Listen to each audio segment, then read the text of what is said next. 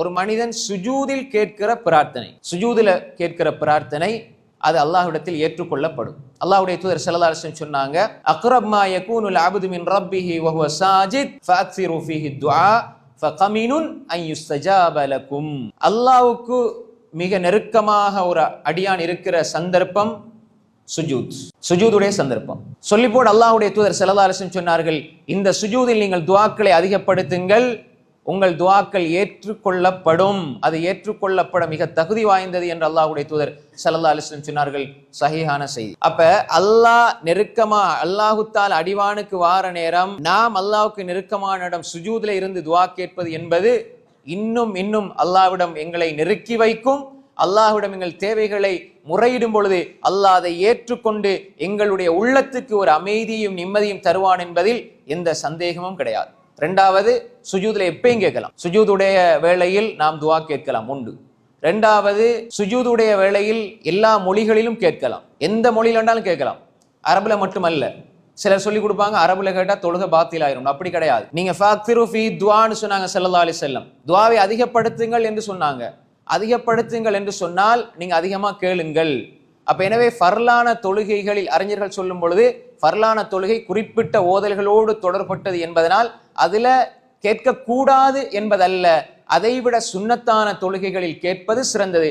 நாம் தொழுது நீண்ட நேரம் துஆ கேட்கலாம். வீட்டுல தொழுகிறீங்களா, நீண்ட நேரம் துஆ கேளுங்க சுஜூதுல.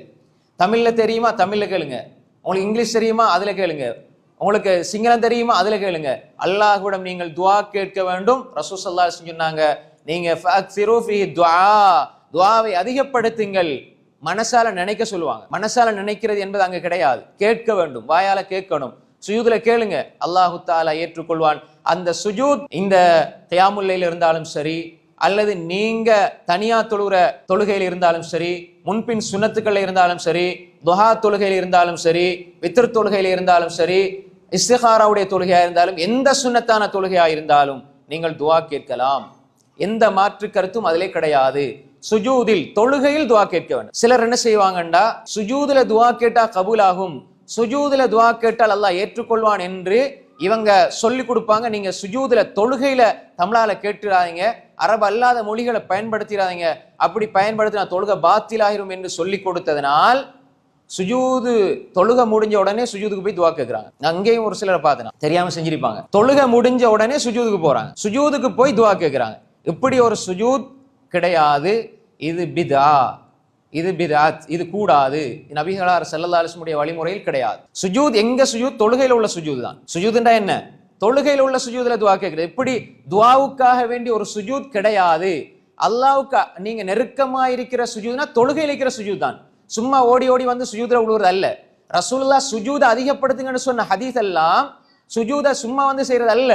நீங்க நஃபிலான தொழுகையை தொழுங்கன்னு அர்த்தம். அது நஃபிலான தொழுகையை தொழும்போது சுஜூத் அதிகப்படுத்துங்க. தொழுகைக்குள்ளதான் சுஜூதை தவிர நீங்க துஆவுக்கென்று ஒரு சுஜூத் கிடையாது, துஆவுக்கென்று ஒரு சுஜூத் கிடையாது. அப்படி செய்வது அது நபிகளாருடைய வழிமுறை அல்ல. சும்மா அது அனுமதின்னு வச்சு கொள்ளுங்களேன். தொழுக முடிஞ்ச எல்லாம் நெத்திய சுஜூதுல வச்சிருப்பாங்க. ரசூலுல்லாஹ் சொல்லி இந்த சுப்ஹானல்லாஹ் அல்ஹம்துலில்லாஹ் அல்லாஹு அக்பர் இந்த துஆ எல்லாம் யார் ஓதுறது? அப்ப எனவே இது கூடாது, அப்படி துஆ கேட்க கூடாது. ஆனா தொழுகையில கேட்கலாம், தொழுகையில தாராளமாக நாம் கேட்கலாம். தொழுகை அல்லாத, தொழுகை முடிஞ்ச உடனே நெத்தியை வச்சு துஆ கேட்பது என்பது மார்க்கத்தில கிடையாது. அது ஒரு பிதஅத்தான வழிமுறை, அதை நாம் தவிர்த்து கொள்ள வேண்டும். அப்ப இரண்டாவது, சுஜூதுடைய வேளையில் நாம் கேட்கிற பிரார்த்தனைகள் அல்லாஹு தஆலா அதை மறுப்பதில்லை, அல்லாஹு தஆலா அதை ஏற்றுக்கொள்கிறான். இரண்டாவது.